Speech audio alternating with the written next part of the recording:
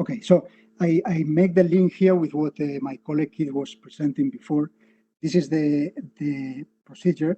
And what happens is once the pre-selection takes place, in the case of blended finance, there's a parallel process that you can see here at the bottom of the slide, in which both components of the blended finance, we are talking here about the single financial instrument, which is the blended finance, but it's a combination of a grant and a combination of equity type investment. Now, the grant is something that, so it's a parallel process which goes on. Usually the grant is faster. It will take an average of 3 months, and it's something that is taken care of by our colleagues in the EASME Executive Agency. They are doing an excellent job in this respect. But of course, being part of a single financial instrument, we are doing it in very close contact with the other aspect, which is the component of the equity investment. Now, for the equity investment, the process, once the pre-selection has taken place, there's a pre-due diligence and then a due diligence process, which is undertaken by the EIC Fund, and in particular by the investment advisor of the EIC Fund, which is the European Investment Bank. So in that case, the grant process starts going on. And then regarding the due diligence, which will take, in most cases, we don't have a track record. So we are aiming at an average of, let's say, between 5-6 months. We are starting to developing the experience on these cases of the first cutoff, the 1 of October. We are already in the structuring stage in some. But in any case, it's the European Investment Bank which does the due diligence, consulting us, and we consult also with EASME because it's part of a single thing. And that will lead in time to an equity type investment. Now, let me just mention from the outset something that Keith has mentioned, because there are many questions. The EIC Fund, first of all, enters at the sort of last resort investment. So we enter because there's a financing gap. If there are other investors which are interested to enter and cover that operation, we are very happy not to enter. What we are trying is that there's sufficient financing for these very important innovative projects to be able to reach the market, and then for the companies behind them to be successful and grow. That is the one thing. So we enter, but we are not just the opposite. We are not crowding out other investors. We are trying even to catalyze them by the risking perhaps with the grant, or the risking because we are co-investing with them. That's the first thing. Second thing, regarding the investment strategy and the spirit of the EIC Fund, we are certainly going to be, that's the aim, that's what we are doing in every operation we are entering, structuring now, founders friendly. We are going to be patient, and I will explain the founders friendly. We are going to be patient, so it's an average investment of 7-10 years with maximum to be there 15, but certainly it's not something which is very short term, and we are not driven primarily by the return, by the impact. That's why we enter in here, because we know that there's a financing gap. So the combination of these things is the fact that we aim at being founders friendly, and this is something that also when we are going to structure, because there may be the question in the end, whenever we enter alone, so we are not entering with other co-investors, in most cases we are going to enter through convertible notes. So that's why we call equity type, meaning that we will not make a valuation of the company at the stage in which we do the investment, but we will postpone the valuation for a future event. Most likely it will be the next financing round. This has many advantages for the founders, but in addition has one advantage in terms of speed, in the sense that we are able to inject the money much faster, which is going to be particularly important in the critical juncture that we are living at this stage. So if we could go to the next slide, please. Now, one of the issues that it's important to submit, but at the same time, don't be too concerned about this matter, is the issue of bankability. Let's say the process, the proposal of which is going to be submitted needs to be non-bankable. But what does it mean in the context? Because bankability means many different things in many different contexts. In the specific context of the EIC Accelerator for blended finance, means simply that the project has been unable to raise the capital, the financing in general needed in order to be able to, what the accelerator is going to cover, being able to cover first the last stages of the development, and then in order to be able to successfully enter into the market and scale up. That's what we want. Now, this is something which is as it is explained here, is inability to attract sufficient funding. But is the sufficient funding for everything which is necessary to be successful to reach the market and then afterwards scale up. One thing which is important, because the question is asked to us, the very fact that there are investments in prior investors or prior investments in the company before doesn't mean that the company at this specific stage, and now we are certain that the situation is going to be particularly complex in order to raise finance. But the very fact that there are prior investors, that doesn't mean that the project by itself is bankable. At this stage, for what is being presented there, is just that the company, and we assume that that is usually the case, if a company knocks at the door of the EIC Accelerator for blended finances because they are not raising sufficient financing in the market. But the thing is important because this is going to be assessed anyway. And it's important when the proposals are being submitted that it's explained that there have been attempts to reach a number of potential investors and that has not been possible. It could be mentioned if the number of potential investors or financial institutions that have been approached and they have replied that in the current circumstances or for whatever reasons, due to the high risk usually of the project because of the stage in terms of innovation, that they have been unable to raise the necessary financing. And this is afterwards will be examined by the experts in the remote evaluation, and then in case of doubts will be something that the jury during the interview will raise the question. I mean, I think it's much easier to understand this when we go to extreme cases of a clear bankable project, that for example, the case of a listed company, so a company which did an IPO, is in a stock exchange already, which was able to raise 200 million in the past, and now is asking for 15 million, and then we see that the company was underwritten in the IPO by big names. So it's clearly, this is the case of a company which is bankable. It doesn't really need the advantages and the support of the EIC Fund.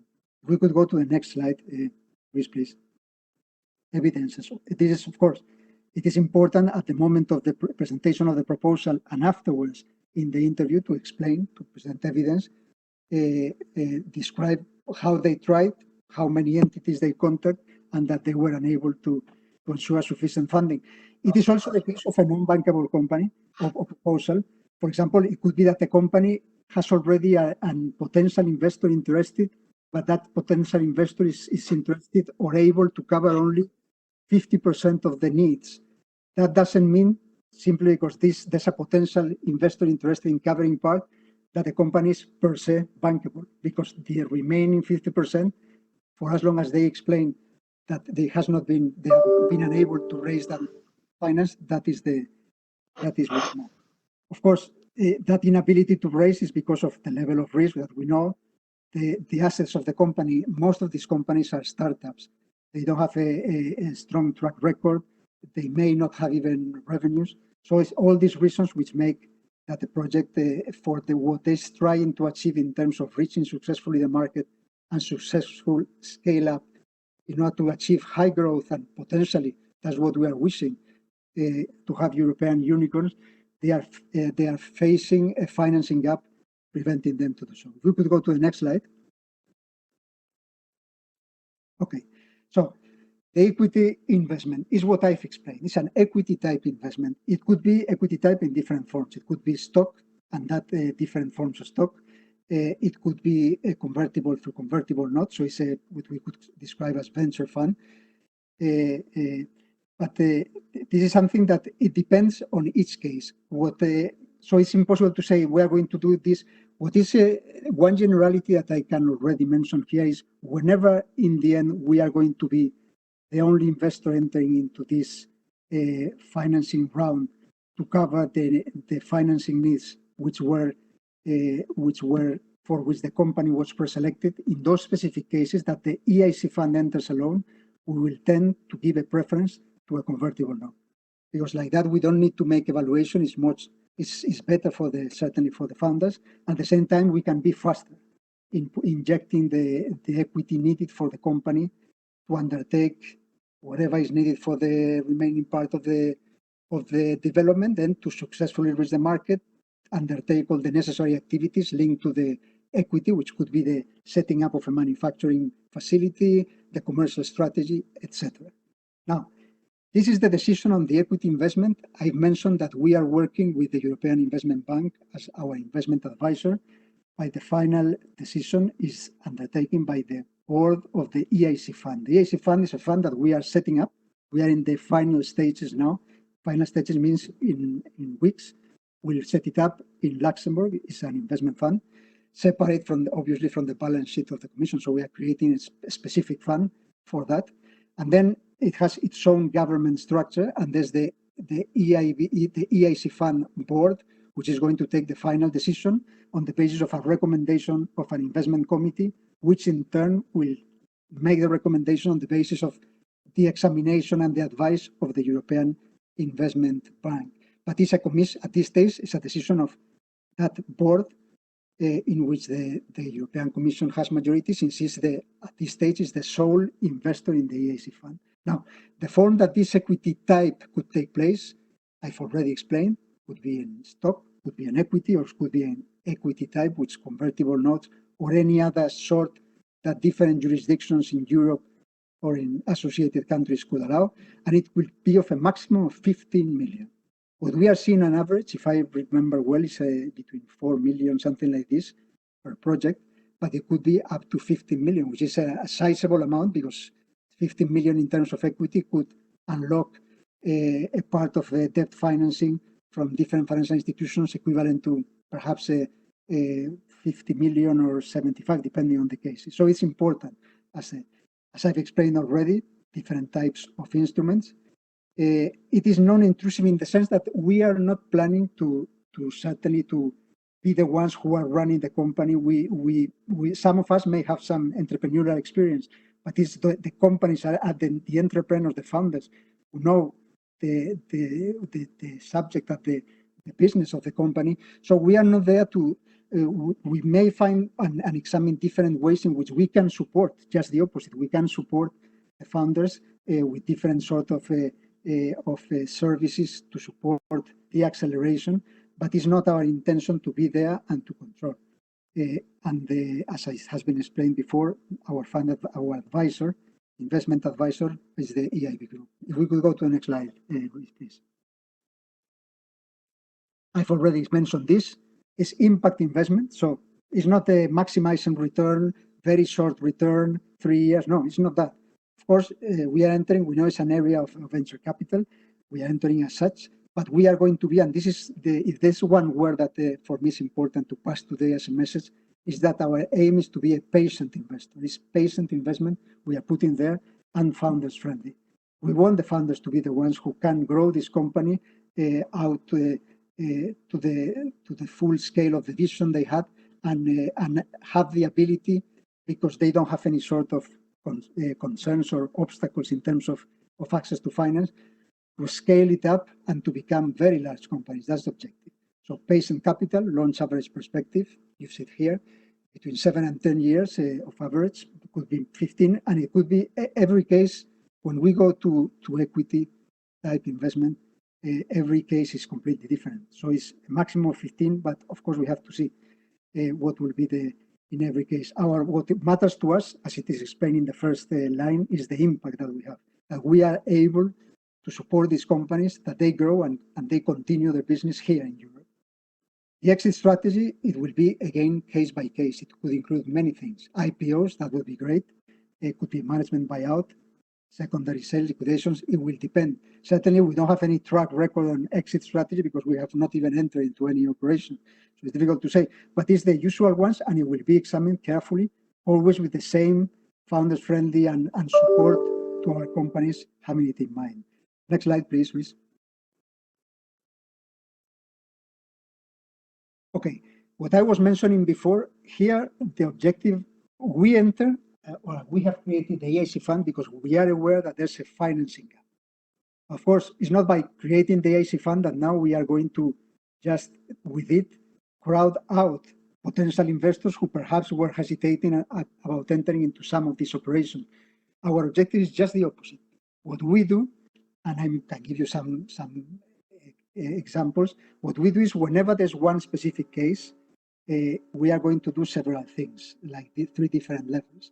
Let's assume the case of a company which comes already with which has been already in contact with a couple of investors potentially interested in to enter into the company. So what we will do when we undertake the due diligence is, first of all, talk to those investors. I mean, are you interested in to enter into the company at this stage, knowing that the company is going to be supported by the EIC Accelerator with a blended finance, which means a grant already. And then if you are not ready to enter, we will enter a EIC Fund. But if you are ready to enter and you would like to take the totality of the equity type of the equity investment, we are happy. We will have achieved our objective of making sure that the company receives the necessary investment. Of course, it may be the case that those investors say, okay, we are ready to enter for as long as you also enter as co-investor. Fine, we are ready to do it. Imagine that the company doesn't come with any potential investor. So what we are going to do there is to contact a number of investors that we have already in our portfolio. When I say our portfolio, is the portfolio of our investment advisor, and in this particular case is the EIB group. So it's the funds and the investors with which the European Investment Fund is already working. So we inherit, let's say, and all that portfolio of investors. We are going to consult with them, depending on which geographical areas they are covering, which sectors they are covering, whether they are interested in taking the equity in those operations. Of course, we are not going to do that without the prior consent of the companies and in terms of the first contact. And of course, in the end, it will always be the companies which decide that they would like to go ahead with those potential external investors, because those investors can provide some access to some markets, some knowledge regarding supply chains, whatever, besides the financing or not. But the idea is that to the extent that the companies are interested to have contacts with other investors, which could be the ones entering as investors or co-investors with us, we are ready to do it. So in this way, our objective is not to crowd out potential investors, just the opposite, to catalyze and to make the ecosystem of investment or investors which are ready to enter into operations of such a high risk profile because of the early stage, but which are very much aware of the potential of these companies and the technologies that they have been able to push until that level. So create an ecosystem which works better in you. So if we could go to the next slide, please. Sorry, I was drinking a bit of water. Now, due diligence performed by the EIC Fund. The EIC Fund, for the time being, is a fund. There are a handful of European Commission officials working very intensely in it, which is going to be set up in a few weeks, but we are already working there.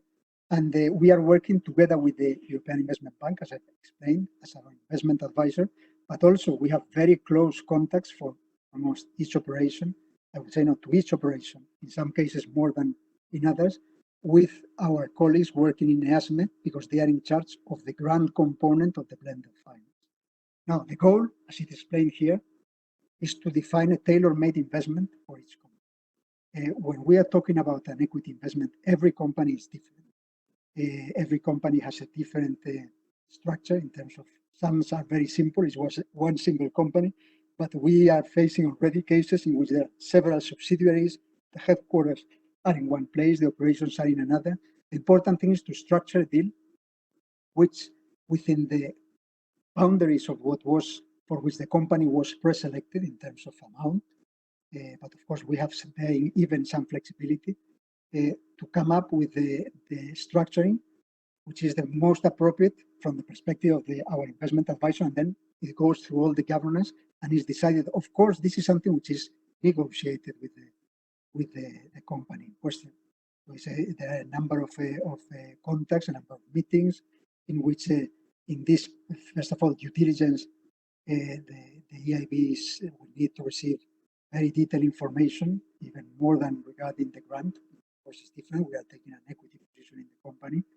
It could be information regarding the different shareholders which have a shareholding position which are higher than a specific stake, etc., but also in terms of the business plan, operations, structure, etc.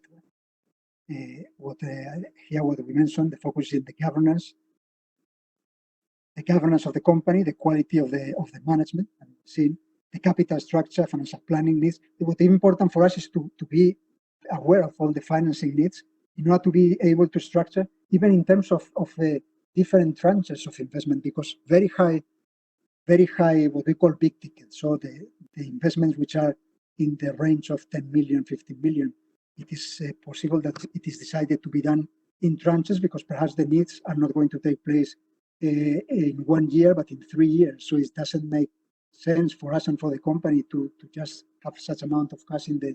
What is important is to ensure that for every financial year, the company has sufficient cash availability to undertake all the different projects that is all the different stages of the project and the scale up of the company that it has been presented and discussed and then examined together with the EIB. If you could go to the next slide, please. Now, questions. Let me see, because I had but in any case, I put some notes in a separate.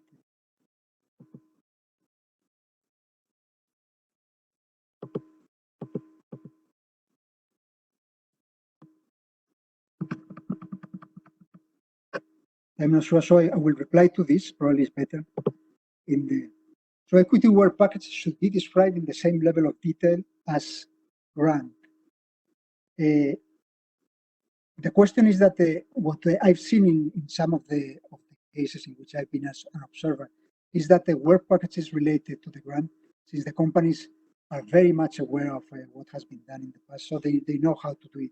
Now, when it goes to the equity, sometimes they are more precise, saying, okay, we need equity for the setting up of a plant. We need equity in order to be able to put some equity into the project finance of a plant or for some commercialization strategy. Let's say that the more detailed they are, the better, because it allows first to the remote evaluators, but also to the jury afterwards, to be able to evaluate the equity needs of the company. Our objective is what the level which is for which the company is preselected in terms of equity covers all the equity needs reasonable in the next 2, 3, 4 years for the company to be able to successfully reach the market and be able to scale up. So the more level of information, the better. Now, I hear something like says Annex 4. I don't know exactly what is the question. Exit for a pharma investment is what I mentioned before. It will certainly, okay, I remember that I read something before. It will depend on each specific case. I think the question was related whether we would see in an unfavorable way the case of a company which, after being successful in the project and having developed a product, afterwards decides to sell the product, the technology, to a very large company. What matters for us is that certainly the companies afterwards can do this. They can decide on what is going to be their strategy afterwards. What matters to us is that the technologies, first of all, they can reach the market and they can be successful, deploy the effects and in the benefit of the society. But at the same time, what we would like to do with this instrument is that we create the means for small companies to be able to grow themselves, grow very fast, to become very large companies without the need at some point to say, listen, since we cannot grow more, we need to actually sell the company or sell our technology or products to a larger company which is going to undertake this. No, we are here because we want to fill a financing gap, allowing the companies to be able to continue and to continue growing. Of course, we are able to support until a certain stage, but afterwards, the thing is that once we enter into, so a company which is supported by the EIC Fund, certainly is under the radar of all the different financing instruments that the EIB has, the European Investment Bank. So there could be subsequent stages of investment in which the EIB can enter to support those companies completely independently, but thanks to the fact that the companies have reached a specific level, thanks to the EIC Accelerator, to the investment taken by the EIC Fund. If we could go to the next slide, please.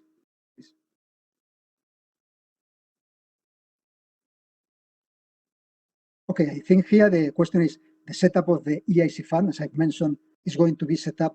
Our target is in May. whether it's in the mid-May, end of May, but certainly in May. And then the first due diligence and deals, I expect them to be, some of them could be very fast after because we have been working on them. The EIB is already in the structuring stage. Those which are going to be undertaken through convertible instruments, they will be faster, and they could be placed in the range of 1 month. So perhaps the first ones could take place already in June, which for something which is completely new, the way in which we have been working, certainly there were no precedents. It is in line of what we were saying about an average of 6 months from the moment the selection took place. The thing is that bit by bit, we are going to be even faster, and certainly we have the commitment, as I think has been mentioned before, that regarding in particular the COVID-related applications, because of the needs in the society and of a very high speed, to try to accelerate as much more. But certainly the experience that we have been able to acquire in these first months, it will make possible that we can even accelerate that pace afterwards. Foreign investors, I'm not sure what is the question exactly, but let's say that we are not saying that the only investors with which we are going to work need to be investors. When I say work, is co-investing in these companies, need to be investors which are located in the European Union. So it could be very well the case, companies which can come with a foreign investor interested in co-investing, and that would be okay, there's no any problem. Commercial subsidiaries, is the EIC fund financing project bound or company bound? I'm not sure I understand fully this question. Let me see, because there was a document in which it was explained better.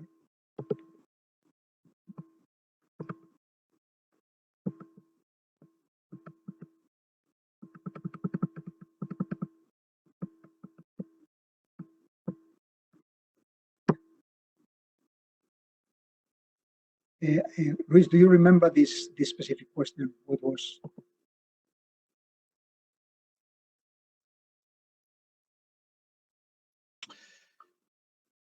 Yes, I think the question was, can you hear me? Yeah, I can hear you. Yes, I think the question was about, well, if the equity is granted to or could be given to a commercial subsidiary. So let's imagine that the company that holds the main activity and creates a subsidiary, commercial one, only for commercialization. Could this subsidiary be the recipient of the equity or the invested company? Okay, so here again we are talking about a single financial instrument, which is the blended fund. Usually, it is one company which applies for this instrument, which combines both a grant component and an equity component. And usually, is this company, in most of the cases, is one single company. Now, what we are seeing already is that in some cases, actually the structure of the companies is complex. But from the perspective specifically of the equity type investment, where we are going to enter is into what is the company which holds most of the value. Let's say that the value of a group, we take a group, we have a headquarter which has all the IP rights. Most of the operations are in the headquarters. Most of the value is in the headquarters, and they have created one subsidiary in another country which is doing only some marketing. Obviously, we as investors, we cannot enter into that subsidiary which is doing marketing, because the value of the company, where the growth is going to take place. So we are looking at where the value is and where the future growth is going to be.